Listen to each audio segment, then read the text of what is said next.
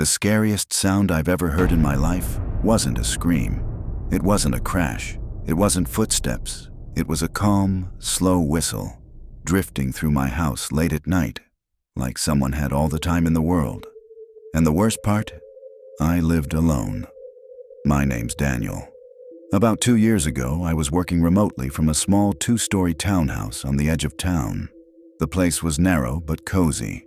Living room and kitchen downstairs, 2 bedrooms upstairs. One bedroom was my office, the other was where I slept. The unit attached to mine had been empty for months.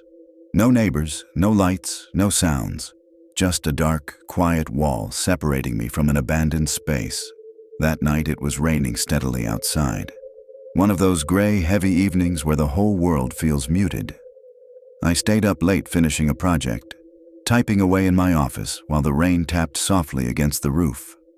Around 8 o'clock, I heard a dull thump through the wall beside my desk. I paused, waiting. A few seconds later, another thump. It came from the shared wall with the vacant unit. At first, I brushed it off. Maybe the property owner was checking the place. Maybe pipes were shifting. Old buildings make noise all the time. I put my headphones back on and kept working. But over the next hour, the sounds continued. Not constant, not rhythmic, just occasional. A creak here, a bump there. Long, quiet gaps in between, like someone was moving carefully and stopping to listen.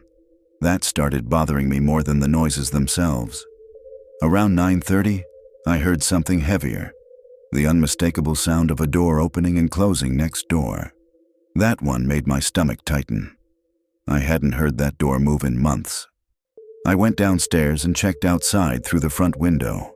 No cars, no lights, no movement. The rain blurred everything into empty darkness. Whatever it wasn't there anymore. Or so I thought. I went back upstairs, finished another half hour of work, then shut down my laptop. I was exhausted and ready for bed. I turned off the hallway lights and stepped into my bedroom. That's when I heard it. A soft whistle. Slow, steady, almost cheerful. At first, I thought it was coming from outside, maybe someone walking in the rain. But the sound didn't fade. It echoed through the walls of my house, floating through the hallway like it belonged there. My blood ran cold. I cracked my bedroom door open. The whistle instantly grew clearer, closer. It wasn't coming from next door. It was inside my house.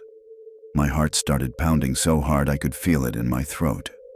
I moved slowly into the hallway, barefoot on the cold floor, following the sound toward the living room. The house was dark except for faint streetlight leaking through the curtains. And that's when I saw him. A man was sitting in my living room chair, facing the blank television screen, completely still, silhouetted by darkness.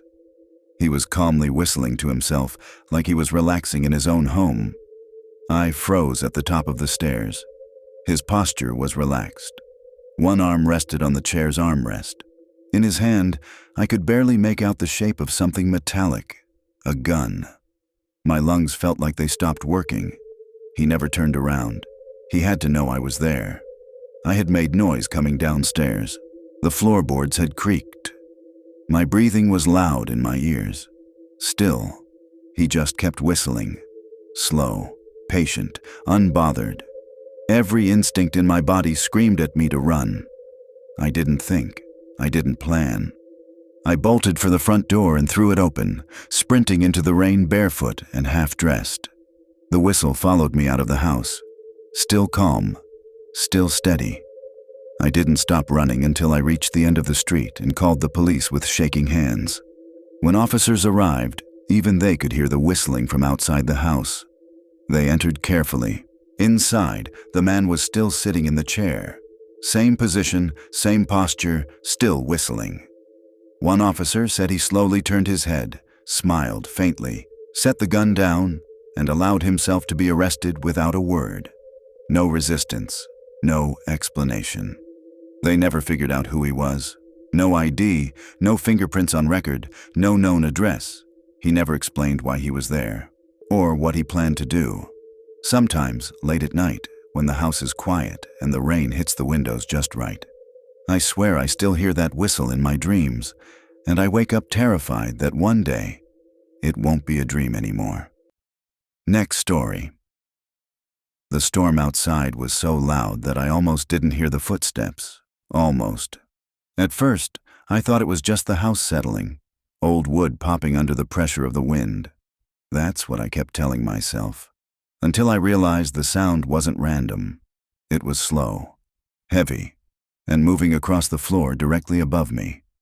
That was when I understood someone was inside my house, and I was completely alone. I was 16 at the time, living with my parents in a quiet neighborhood just outside the city. The area was mostly trees and narrow streets, the kind of place that felt peaceful during the day and unsettling at night. That evening, a major storm rolled in. Rain hammered the roof, and wind bent the trees so hard the house itself creaked and groaned. My parents were supposed to be home around dinner time, but the roads flooded fast. My mom called to tell me they were stuck in the city and might not make it back until the weather calmed down. I told her I was fine. The house felt sturdy enough, and honestly, I didn't think much of it at the time. I heated up some food and was waiting for the microwave to finish when I heard something strange. A dull tapping sound. It was faint, almost swallowed by the storm. I assumed it was a loose branch or something hitting the siding. Then I heard it again. Same rhythm, same spot. This time, it sounded closer, like it came from the front door. My stomach tightened. Nobody would be out knocking in weather like this. The rain was coming down sideways, and the wind was howling through the trees. I froze on the couch for a moment, listening. Nothing. After a long pause, I forced myself to stand and check the door. The peephole was fogged from the cold rain, showing nothing but blurry gray movement outside. I hesitated, then cracked the door open. No one was there, but in the muddy ground near the porch, I saw deep footprints leading up to the door. Fresh. The rain hadn't washed them away yet. A chill crawled up my spine. Someone had definitely been standing there recently. I locked the door immediately and backed away, my heart racing. I considered calling my parents or even the police, but a part of me kept trying to rationalize it. Maybe someone had taken shelter from the storm. Maybe it was nothing. I stayed alert, turned the TV volume down low, and kept listening to the sounds of the storm. At some point, exhaustion caught up to me. I must have drifted off on the couch without realizing it. When I woke up, the house was dark. My phone buzzed with missed calls and messages from my parents saying they'd gotten a hotel and wouldn't be home until morning. I rubbed my eyes, still half asleep. And that's when I heard it. A single, unmistakable footstep. Above me. The upstairs floor creaked slowly, not like wind, but like weight shifting on wooden boards. Someone was walking in my bedroom. My entire body went cold. I stayed perfectly still, staring at the ceiling as another step followed, and another. The footsteps moved across the room, then toward the hallway. They were coming downstairs. I forced myself to move quietly. I slipped off the couch and crept into the small bathroom near the hallway, keeping all the lights off. I locked the door and crouched low, my hands shaking as I dialed 911 on the dimmest screen setting possible. I whispered my address and what was happening, then stayed silent. Through the storm and pounding rain, I could still hear the footsteps. They reached the bottom of the stairs. Slow, deliberate. The steps crossed the hallway and passed directly in front of the bathroom door. I held my breath so hard my chest burned. Whoever it was paused for a moment, close enough that I could almost feel their presence through the wall. Then the footsteps continued toward the kitchen. Silence followed. Long, heavy silence. Every second felt stretched thin. I didn't dare move. I waited, listening for any sound at all. Finally, flashing lights cut through the windows and loud knocking echoed at the front door. Police announced themselves. I rushed out of the bathroom. The house was empty. The back sliding door was partially open, rain blowing in. Whoever had been inside had already escaped. The officers believed the storm had masked the break-in sounds and likely allowed the intruder to move without being noticed. From the muddy footprints outside and the path inside the house, it seemed clear they had gone straight upstairs, into my room, looking for me. If I hadn't fallen asleep on the couch that night, I don't know what would have happened. I never saw the person's face. I never heard their voice. I don't know if it was someone local or a complete stranger. What scares me the most is knowing they weren't just wandering. They were searching, and they almost found me. Next story. The moment I realized how close I came to dying wasn't when the stranger showed up at my door. It was a week later, when I heard what happened to the people who did let him inside. If I'd been even slightly more polite, even slightly more trusting, I wouldn't be telling this story. I live alone in a quiet suburban neighborhood outside a small city. The kind of place where nothing ever really happens. Neighbors wave, dogs bark, porch lights stay on all night. I'd lived there for years without a single incident. That night had been exhausting. I'd just finished a 12-hour shift and drove home through steady rain around 9 in the evening. The streets were empty, soaked pavement reflecting the orange glow of streetlights. Most people were already inside, hiding from the storm. I reheated leftovers, dropped onto the couch, and finally started to relax. About 10 minutes later, someone knocked on my front door. Not a casual knock, loud and deliberate. I wasn't expecting anyone. My stomach tightened as I stood up and checked through the peephole. A man stood on my porch, rain dripping from his jacket hood. Early 30s, dark beard, tired eyes that looked strangely empty. He didn't smile.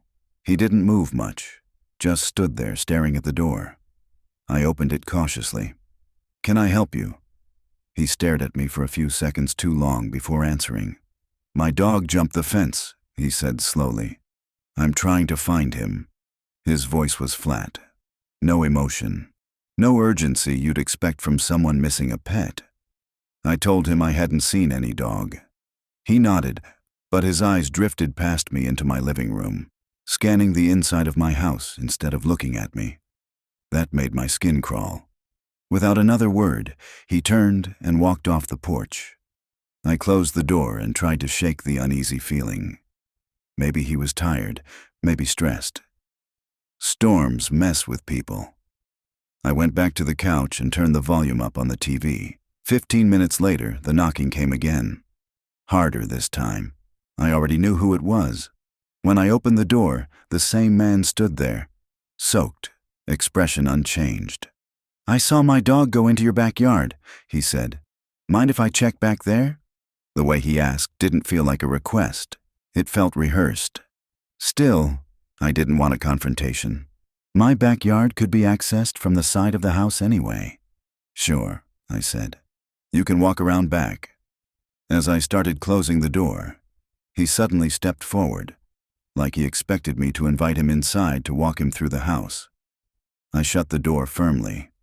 Through the window, I watched him walk around the side fence toward the backyard. That's when the real discomfort set in. I moved into the kitchen so I could keep an eye on the backyard through the glass door. I pretended to clean the counter while casually glancing outside.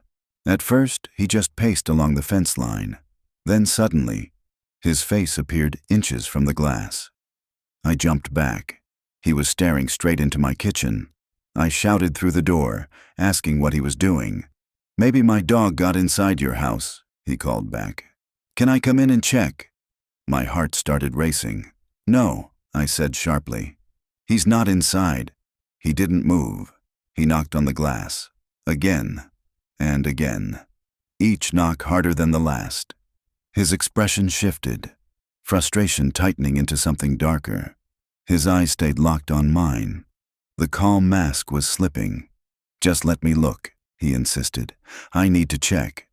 Every instinct in my body screamed danger. I pulled my phone out and started dialing 911. The moment he saw the phone in my hand, his entire posture changed. He backed away from the door slowly, stared at me one last time. then turned and disappeared into the rain. Police arrived and took my report, but there wasn't much they could do. No threats were made, no forced entry, no license plate. Just a strange man looking for a dog that probably never existed. I tried to move on. A week later, I saw the news. Another neighborhood, another house. Same story. A man knocked late at night claiming to be searching for his missing dog. The homeowner let him inside to help look. What happened next was violent and terrifying. The details weren't fully released, only that the victims were hospitalized and the suspect escaped. My stomach dropped when I saw the security photo. It was him. Same face, same dead eyes, same rain jacket. That's when it truly hit me how close I came to making a fatal mistake. If I had been more polite, if I had tried to be helpful, if I had unlocked that door, I wouldn't be here. And now, every time someone knocks late at night, I don't answer. Not anymore.